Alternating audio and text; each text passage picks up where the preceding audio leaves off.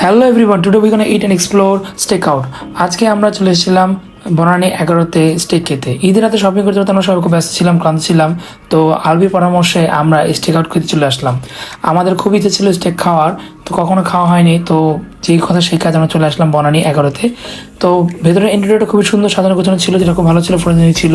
তো আমরা ঢুকতে তারা আমাদেরকে এই ওয়েলকাম কনসেপ্টটা দিয়েছিল, যেটা খুব টেস্টি ছিল, অ্যাভারেজ ছিল, ভালোই।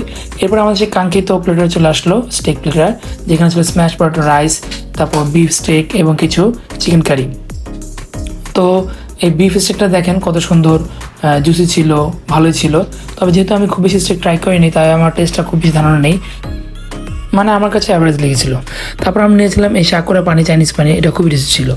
তো খাওয়া দাওয়ার পরে আমরা সবাই খুব সুন্দর কয়েকটা ছবি তুললাম, যেহেতু জায়গাটা খুব সুন্দর, ভালো লেগেছে আমাদের সবাই কাছে। তো আমরা এই রমজানে শেয়ারই করতেছিলাম স্টেক আউটে। সো আজ এই পর্যন্তই। সবাই লাইক, কমেন্ট ও সাবস্ক্রাইব করে পাশে থাকবেন এবং অবশ্যই সাবস্ক্রাইব করবেন। Thank you so much.